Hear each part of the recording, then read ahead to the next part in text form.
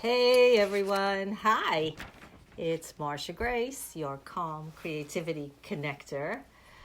Oh boy, I don't know if you've been listening to the news, but I was just listening to the president's conference with all the experts and everything, and all the plans that they have to control this virus that we're experiencing.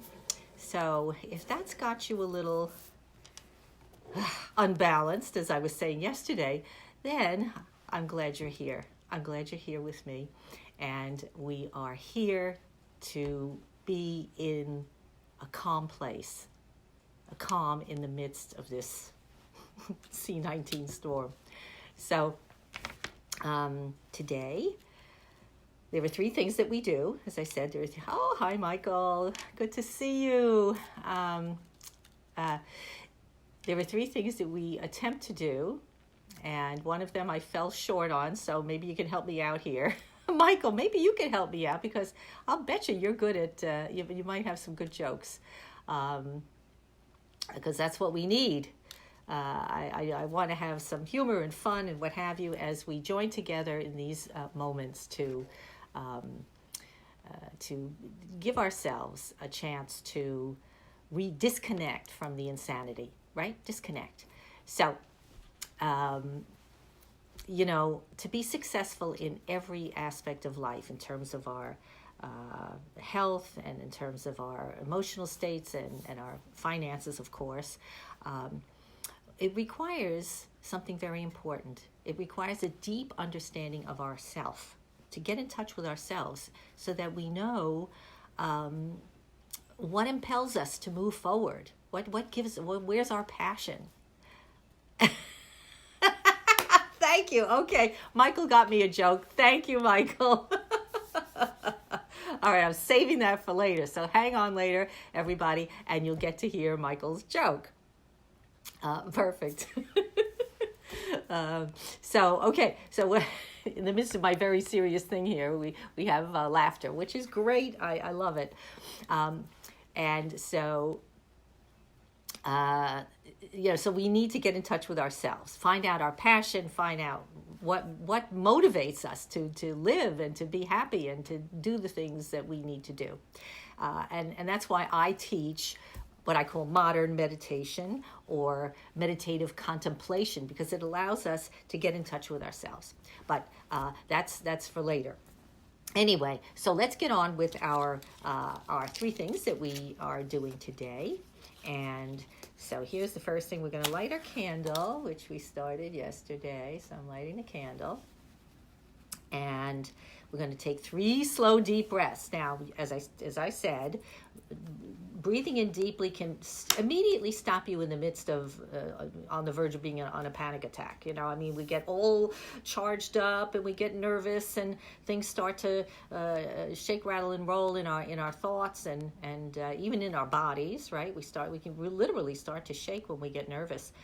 So, but just the simple breath work can pull us right back out of that. So let's do that right now, first thing, okay? So, all right, as I instructed yesterday, if you weren't there, I'll tell you again. We first blow out all the air in our lungs, just really, really push your belly in so that you're getting all the air, all the stale, dead air that's at the bottom of the lungs that we never reach, because most of the time we're breathing up here at the top of our chest. So really push all that breath out, and then we take our first deep breath in and count to about the count of 6. If that's too much or not enough, whatever it is, if it doesn't work for you, you do it at your own rate, of course.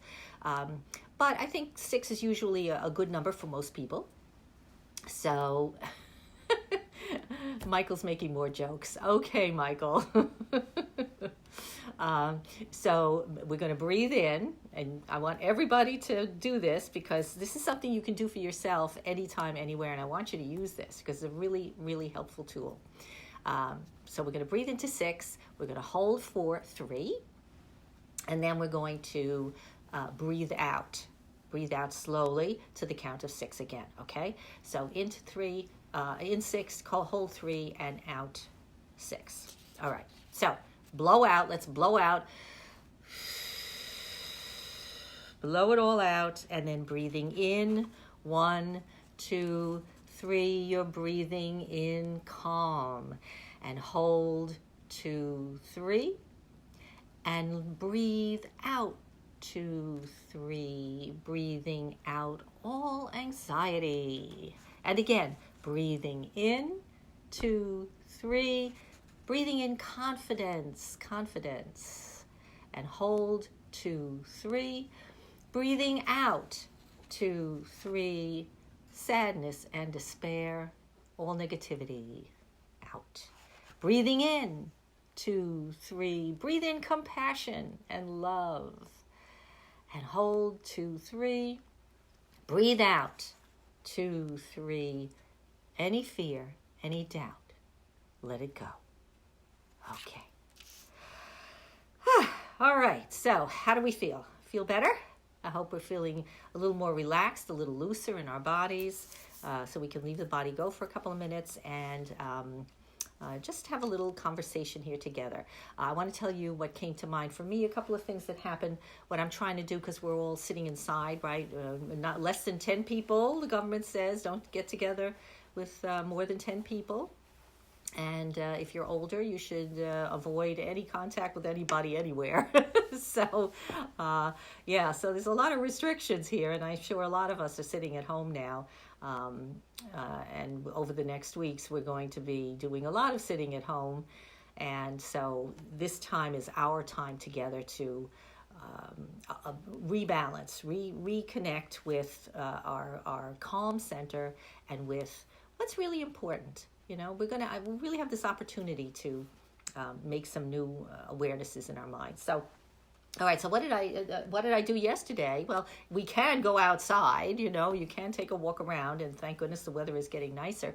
So I did that. I went out in my backyard, and I cut some of this evergreen, the arborvitae, and brought it in the house because it's green and it's alive and it makes me feel cheerful. So if you feel that way about plants, there's lots of things you can take cuttings of and bring into the house to cheer you up right now. In fact, maybe in the next day or two, I'll have to show you some of my little mini daffodils that are coming up.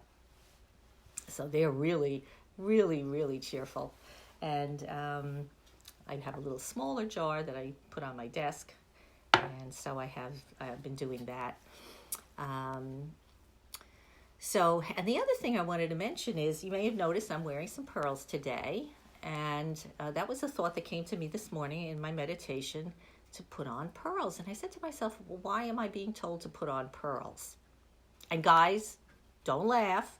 There were guys wearing pearls today. I in fact went on, you know, you can check this out in Google. Just Google it and see men wearing pearls, and you're going to see all these famous singers and whoever are actors and stuff that are these guys that are wearing pearls. They're wearing pearl earrings. They're wearing pearls, ropes of pearls around their necks. In fact, one I don't know who he is because I don't know these young guys, but there was this one guy who had a loop on his belt of pearls. So hey, everybody could wear pearls. And why do we want to do that? Well, so the first thing I did was I looked up what pearls symbolize. So let me read you a couple of the things that I came across in my research. Pearls, let's see, what do we see? Pearls are, they're special. They're very unusual in a sense, because when we think of gemstones or, you know, things of value, diamonds and, you know, things like that, rubies, emeralds, and so forth, they're all stones that come from the earth, but pearls come from the ocean. And not only do they come from the ocean, but they don't need to be cut, they don't need to be polished, they're perfect as they are, just the way they come out of you open the shell and there it is. So they're very unique in that way, and that's one of the reasons that they're so special. And they're not easy to find. They're at least not traditionally. Now we have pearl farms, I'm sure, where they're producing them by the ton loads, but traditionally in ancient times, pearls were scarce. They were very rare, and so they were very valuable. Cleopatra was said to have melted a pearl in vinegar and drank it to show that she was invaluable by drinking this incredibly valuable pearl, how valuable she herself was because she drank it. I don't know if that's true, but it's a great story, right? So what else do we know about pearls? They are believed, and maybe this is why I got this guidance this morning, was they're believed to attract wealth and luck as well as protection. And I'm sure all of us, we'd like to have a little protection or a lot of protection today, and to keep children safe. So, we want to keep our kids safe. It also symbolizes purity, generosity, integrity, and loyalty. So when you put on your pearls, you feel generous, you feel loyal, you feel, really good. I feel like a good person. I feel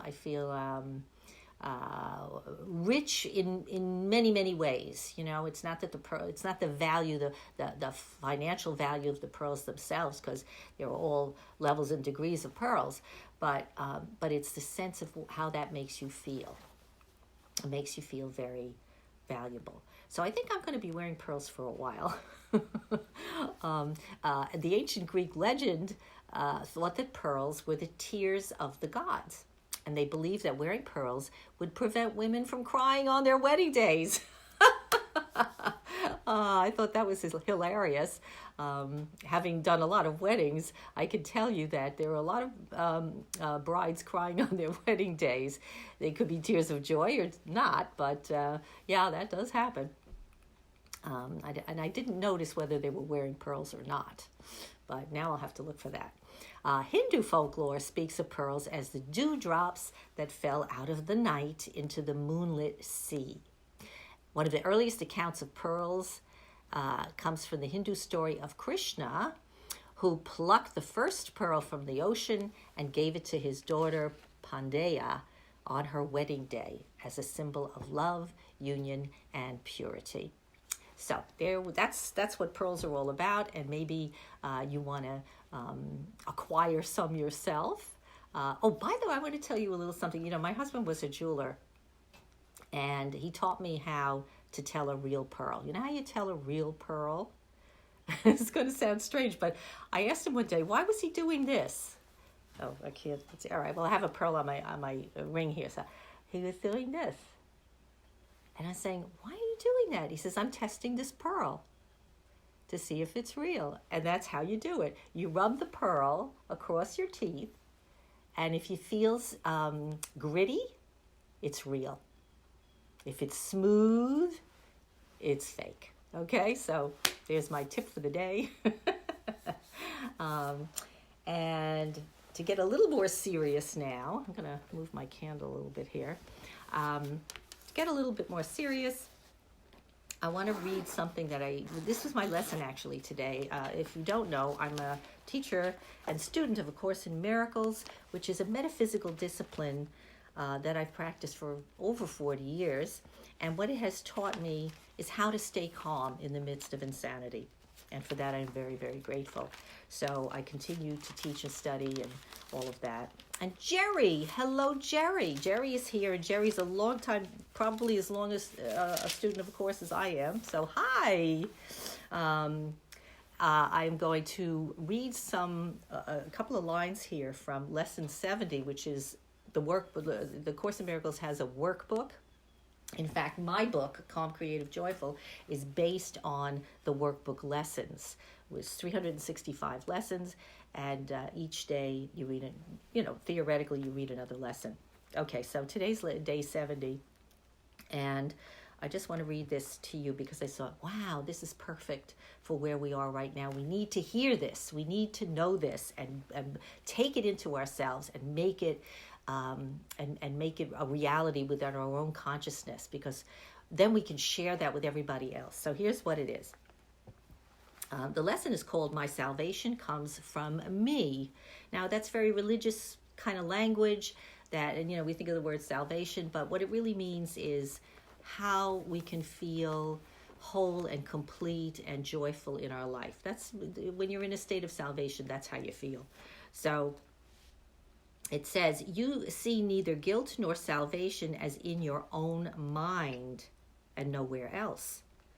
When you realize that all guilt is solely an invention of your mind, you also realize that guilt and salvation must be in the same place. In understanding this, you are saved. The seeming cost of accepting today's idea is this. It means that nothing outside yourself can save you.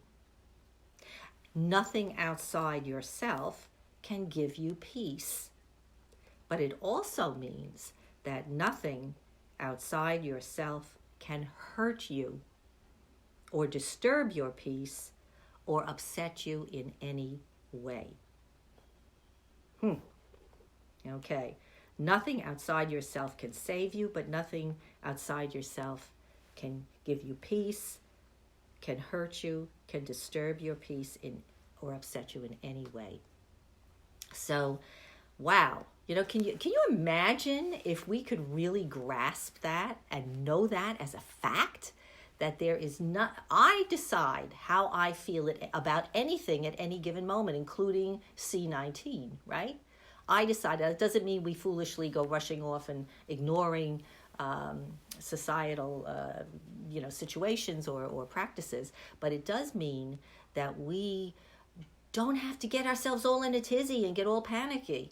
We can see what needs to be done, take precautions, do the right thing, and love each other. Most importantly, love each other, especially if there's someone you know who isn't able to gather up their inner resources and pull themselves together. You can be there as that rock, that thing that they can rest on you for support. So it behooves us to nurture our spiritual nature, which is what I'm all about, because again, that's where we can be joyful and happy and successful financially, mentally, emotionally, every which way.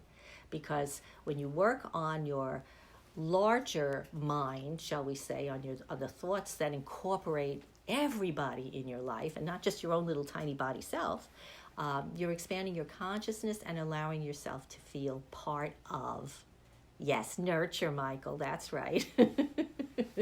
All right, so I was very serious for a long time, and I hope that you heard some of what I had to say, and I hope it helps you. Time for it's our part 3, our joke time, for which I am woefully ill-prepared, but I'm going to share Michael's joke, and he says, okay, man walks into a bar, and he says, ouch! Michael, I'm sure you could have told that joke much better, right? But I do hope that you will share some humor with me, and we can actually, I can have people come on this Facebook Live. I think there's a way to do that, and share some humor or share some thoughts. I think that would be great. I would love that if people would participate. Hey, Jamie. Oh, so glad to have you. And Sharon. Hi, Sharon. So share with me your thoughts, what you'd like me to do. Would you like me, by the way, to do a longer guided meditation? I could do that. If you feel that would be something you would like, I do that all the time, so I would be happy to do that if people would like that. I'm open to all suggestions. And I think it's our time together to do what's important to us to stay, as I said, balanced and calm during this very, very unprecedented time in history. So without further ado, I want you to remember, everything begins with a thought, and I'll see you tomorrow. Bye.